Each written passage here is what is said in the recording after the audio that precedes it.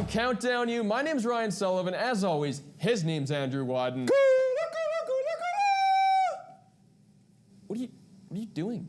Come on, Ryan. Newsweek magazine this week said our show, Crown Countdown You, is like if you took ESPN College Game Day and mated it with Bob and Doug McKenzie of SCTV fame. Pretty cool, eh? Who's Bob and... Take off, you hoser. I don't get it.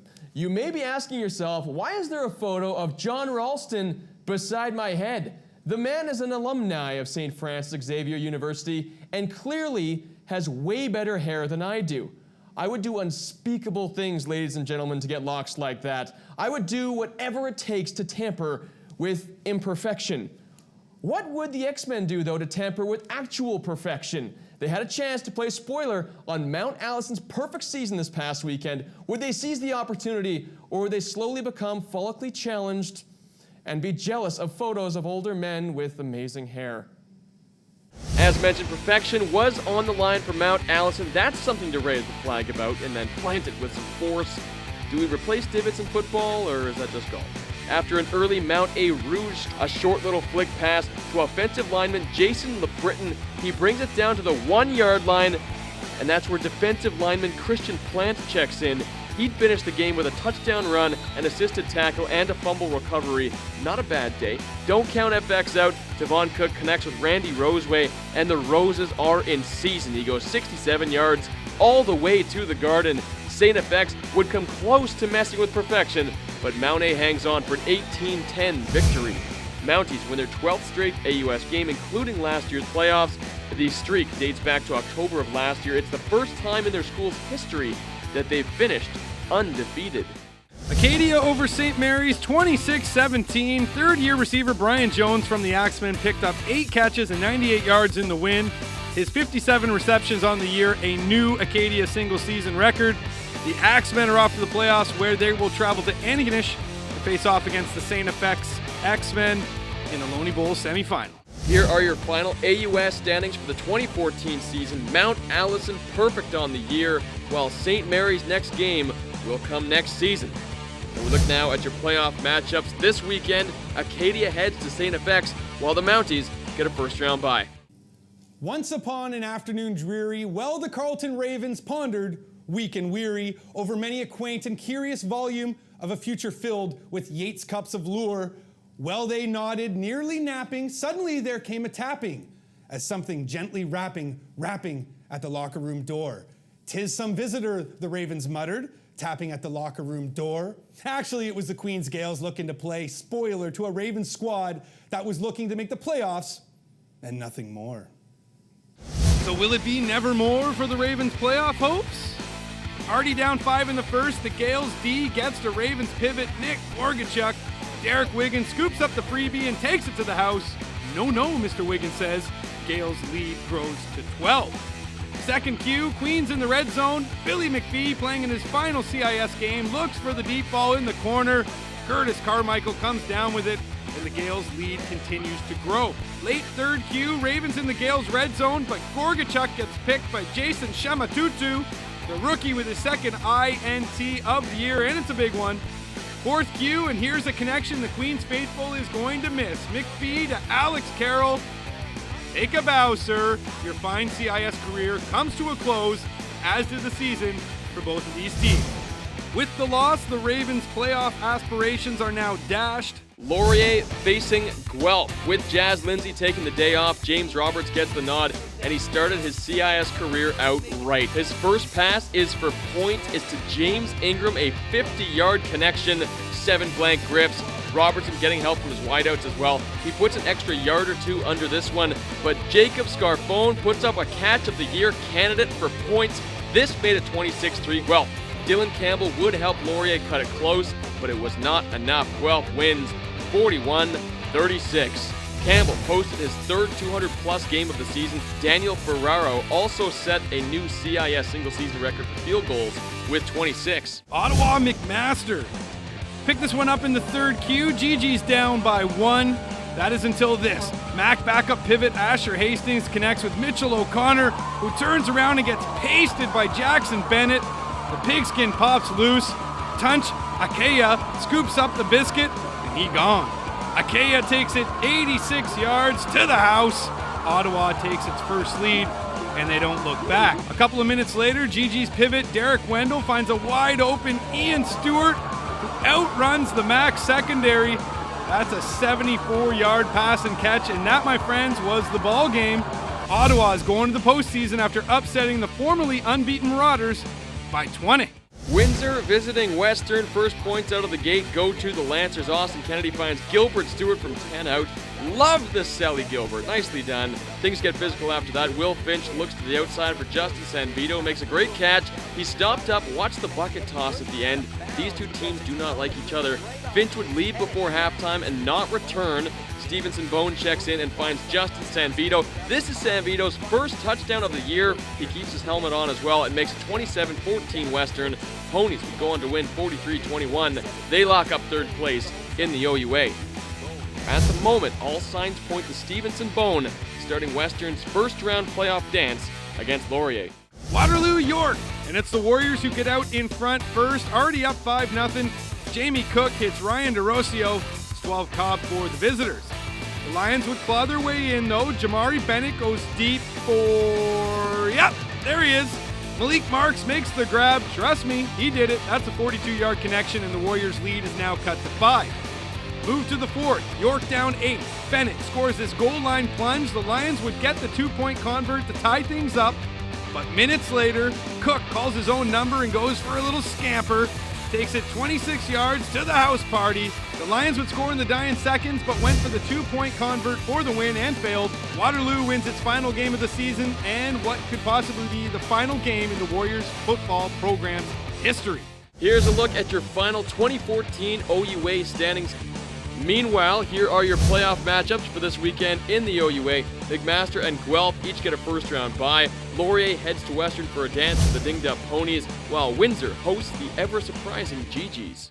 We're conditioned to our fate. We will never graduate. We will stay here forevermore. These are the actual lyrics from the Bishop's University School song. I personally really hope that the football team does not sing this song before they hit the field. We're conditioned to our fate. You're playing Montreal, so let's hope that's not true. We will never graduate. I mean, come on, guys. You got to shoot higher. We will stay here forevermore. You're in dead last. Maybe rethink the tune a little before the big game. Montreal visiting Bishops. It's been a long year for the Gators, and it wouldn't get any shorter. Gabriel Cousineau hit Mikkel Davidson from 26 yards out. That makes it 7-blank just a few minutes in. He'd then find Maxime Fournier-Rioux from 58 yards. Montreal wins with ease. They cruise to a 56-8 final. Montreal takes on Laval next, while Bishops rounds out their forgettable 2014 campaign against Sherbrooke. Sherbrooke over Concordia, 29-0. Jeremy Rock with yet another big game. The Vert et Or can lock up the third seed in the RCQ with a win next over Bishops. Laval wins 53-14 over McGill. It's their 25th consecutive win. They now put their perfect record on the line against Montreal this weekend. So here's how the Q playoff picture looks. Laval beats Montreal. The Rouge et Or finish in first. If the Carabins win by 27 or more, they will get the top seed. A Sherbrooke win over Bishops, and they are the third seed. The Concordia win over McGill, coupled with the Vert et Or loss, and the Stingers will finish in third. If both teams win or lose, the tiebreaker goes to Sherbrooke. At the start of this season, we previewed the Canada West and cited rapper Kool Moe Dee when describing the outlook of the conference. Mr. Moe Dee was correct when he told us the West is wild, wild. And going into the final weeks of the season, nothing could be closer to the truth. The playoff picture, well, it's wide open in the C-Dub, and a win by Alberta would put the G-Bears into the postseason for the first time since 2010. Standing in their way, a pack of prairie dogs who weren't going to let these Bears come into their den without a fight. So off to Griffiths we go. Opening drive of the game, and Curtis Dell hits Adam Zeidel. That's a 35-yard connection. Zeidel would score a few plays later. Alberta takes an early lead. Second Q, Huskies scratching at the G-Bears door. Drew Burko to John Trumpy. That's PI on Alberta. and it leads to this 6-yard major from Burko to Kit Hillis. We're locked at 7s. The G-Bears would go up by 7, but the Huskies would respond. Burko goes back to Trumpy. This time, no laundry hits the turf. That's a 40-yard major. Game tied at 14 apiece. Shift to the 3rd. Huskies in the red zone, and they draw blood.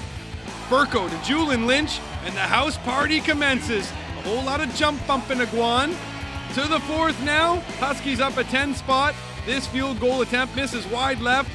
Keegan Arniak fields it inside his own end zone, looks for the edge, hits the corner, and he gone.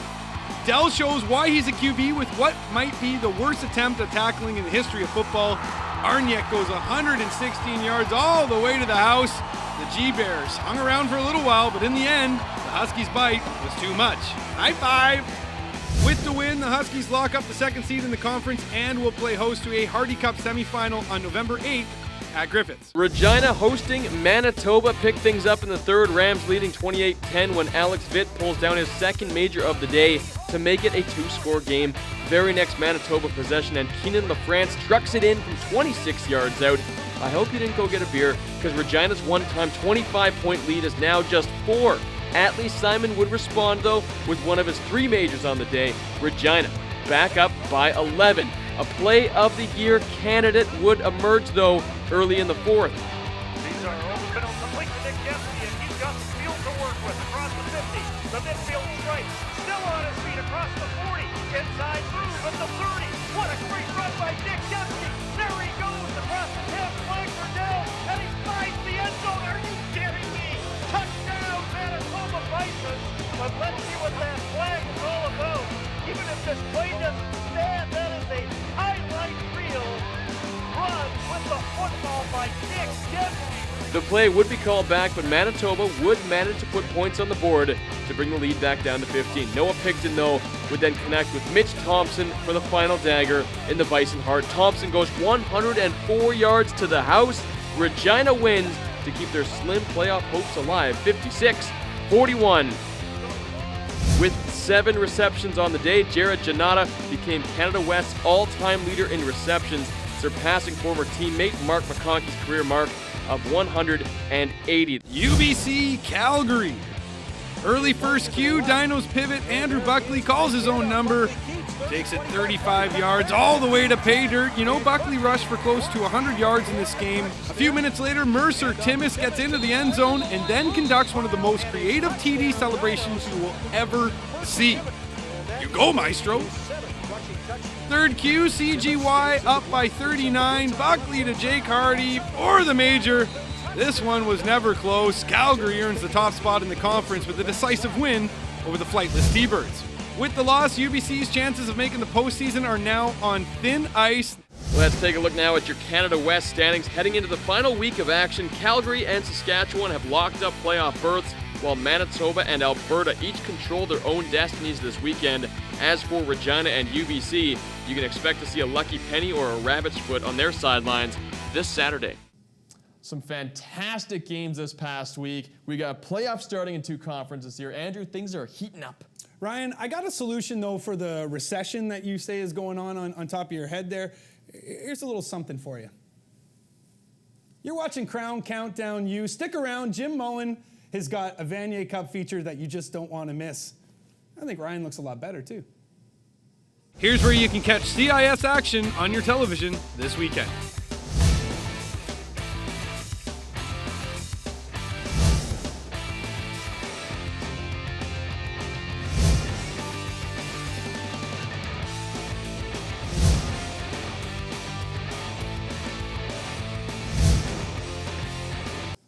The 1981 Vanier Cup featured the Alberta Golden Bears, who were looking for a repeat performance from their 1980 championship. However, they'd be facing the Acadia Axemen, led by head coach John Heward. The 1981 Vanier was played between the Alberta Golden Bears and the Acadia Axemen. Pick this up in the 4th cue. Golden Bears kicker Reg Gilmore boots it wide but through the end zone. Why is this important? Because there's 2 minutes and 35 seconds to play, and Alberta just went up by 1 point. 13-12, and Steve Repick has an axe to grind. First, he hits Don Clow, then John Davies. Then Clow again. Can anyone cover him? Apparently not. Nice catch in traffic. Axeman kicker Jim Dorenzo warming up on the sideline, but what for? Repick hands off to Quentin Tynes, scampers, breaks a tackle, gets to the edge, eludes a tackle, forced out of bounds at the 1 yard line. 2 plays later, Tynes takes it home. The go-ahead score with just seconds left in the fourth quarter. It's over. Acadia's clutch fourth quarter drive wins them the Vanier. Acadia's 81 team, just one of 14 clubs to get the Vanier in an undefeated season. 18-12 is the final. Steve Repick takes home the MVP.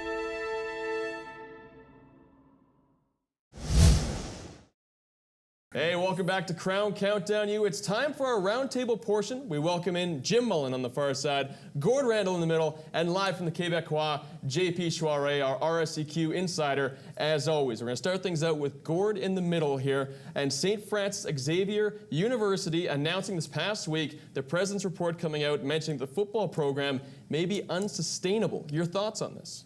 Well, a little known fact, I was actually this close to attending St. FX myself, so this program and story is somewhat close to my heart. What is an issue at St. FX is that they are not bringing to a school what a school is looking for from a football program. And when you consider that a football program is significantly bigger than almost every other varsity sport, that means that they have to bring something extra to the school, either financially or otherwise. And there's 3 ways they can do that. 1, national exposure. The potential for national exposure in football is unparalleled. Unfortunately, for the St. FX X-Men, they have not won a Loney Bowl since 1996. That's 18 years without an appearance on the national stage. That's not getting it done. 2, they need to bring in more alumni dollars than any other sport, which I think is actually the crux of this issue. I think that this, and it's weird at a school like St. FX where they have such a unified alumni base with their X-ring and all that kind of jazz, that they're having issues bringing in dinero from the alumni base. But that seems to be the crux of the issue here, and I think that this is a call for help there. The 3rd way that they could make up that extra revenue is by bringing in more at the gate than anybody else, and they just don't do that. So they need to fix some things up in St. FX, and I mean, I think on-field success has got to be first and foremost concern for Gary Waterman and his staff. When I took a look at the language of what was contained in that report, I was under the belief that St. FX wants to move to some sort of more private model or a private nonprofit model, and they can make a cash call from that alumni who are very well heeled to make that happen. This is more of a challenge towards them. But what happens if St. FX drops off the map in terms of football? I would think that the AUS would then be absorbed by the RSEQ, or there would be a merger there. And what would happen to the national playoff system? Who would become the number 4 team in that national playoff system? There's a number of ways to get to there, but I guess my question, if we want to throw it over to Quebec, over for JP, is do you think the AUS and the RSEQ should merge if this would come to pass? When you go, you might want to go a bus ride. It's 19-hour bus ride from Sherbrooke, Montreal to the Maritimes. And it's just, maybe you do it once in a year, but you got to miss 2 or 3 days of school. And then you come back, you haven't slept well, you didn't eat well and anything. So what it tells me is that, if you want to do it by bus, well, good luck. If you want to do it by plane, then you have, problems because teams don't have the money. You look at teams like Bishops, Concordia, Sherbrooke, all those aside, Montreal and Laval, they don't have the money to fly there week in, week out. And same for the teams in the AUS. So what that gives you, I think it opens up the discussion for a Division 1 and Division 2 all across the board. Because, if you're thinking about merging RSEQ and AUS, then you're thinking about, bringing in flights in the 2 other conferences that don't have it right now, aside from, Ontario. So then, you open up that discussion, and with Laval, McMaster, Western, Calgary teams that want to speed up the Division 1 discussion, they might want to jump onto that and try to speed things up. But really right now, that's not good news for the AUS, definitely. Your face palm of the week, and we want to start things out with the voice of the Canada West, Mr. Jim Mullen. Well, my facepalm of the week starts in Calgary, and it actually starts with the office of the Canada West. Blake Nill was handed a 1-game suspension for his conduct at the game versus the University of Alberta. There was a cheap shot in the game. Blake Nill reacted to it and continued to react to it throughout the game. Now, we've seen this out of Blake Nill before in terms of going out onto the field and storming out onto the field. He's a very emotional competitor along those sidelines. Now, we've heard a number of rumors about what he might or might not have said. Really, what should have happened here is instead of the school deliberating on a one-game suspension, Canada West should have taken the lead on this. Canada West, knowing that Blake Nill has done this on a couple of times before, really should have handed down their own suspension instead of ducking out of making a strong decision on this. Don't get me wrong, Blake Nill is probably the best thing to happen to coaching in the Canada West in the last 30 years. However, if he can't control himself on the field and represent himself well during the course of the game, it is really up to the conference to rule on something like this, not hand it off to the school on a Friday before a game on a Saturday. It was just, I think it was sloppy decision-making by the Canada West, and they let Calgary off the hook, and we still don't know the real reason why Blake Nill was suspended for this game. And we've got this void where all sorts of rumors and innuendo are pouring in as a result. Gord Randall, your facepalm. Well, I want to preface everything I'm saying here by saying that I have the utmost respect for Steve Samara, Ryan Beckmanis, JP Asselin, and all their staff and players at Carleton.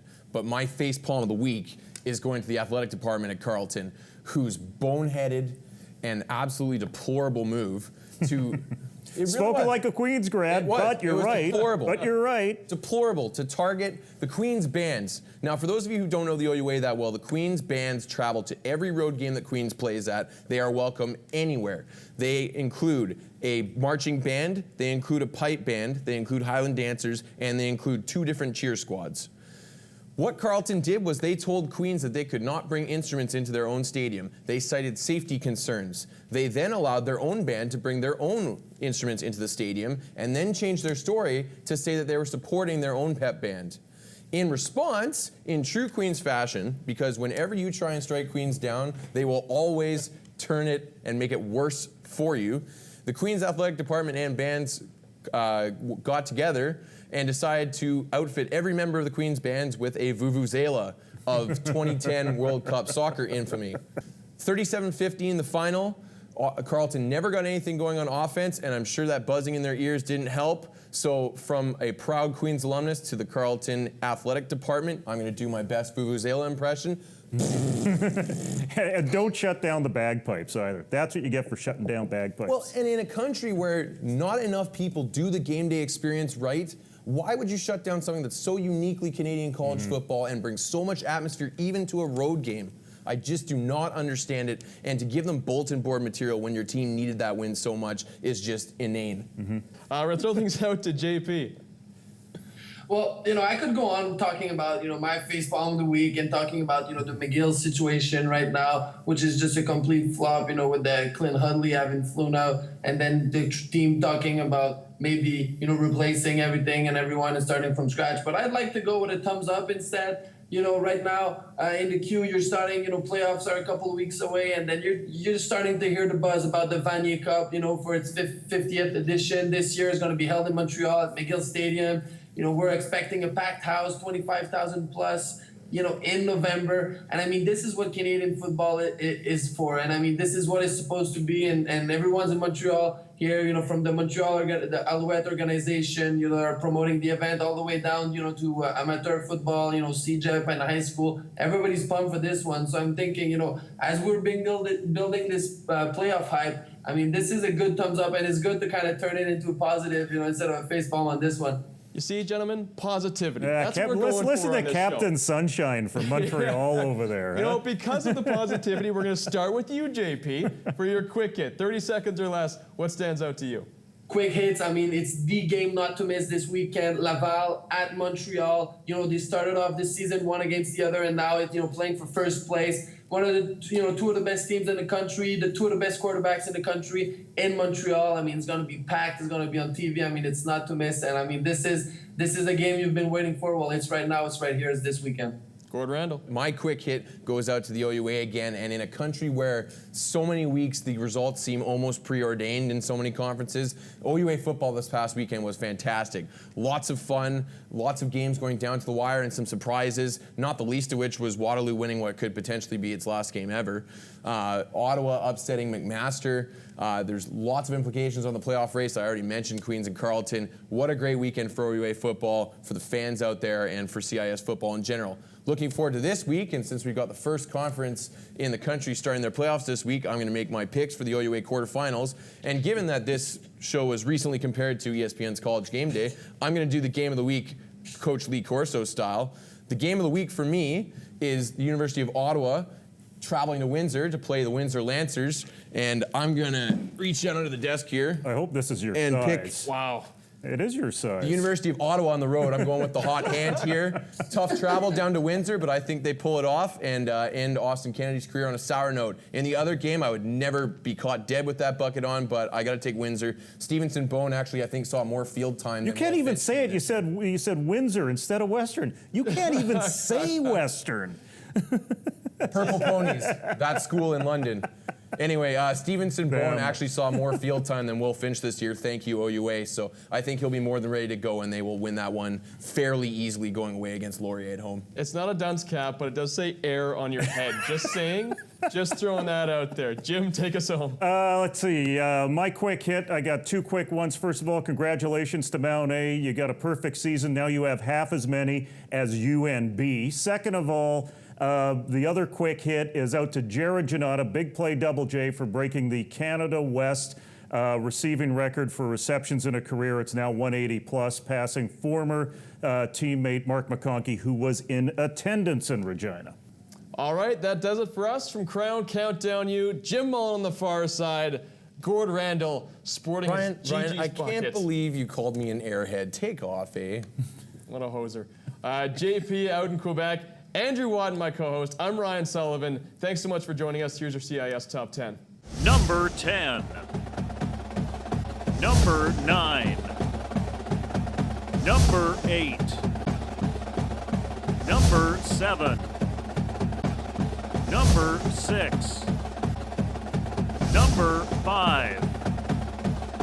Number 4. Number 3. Number 2,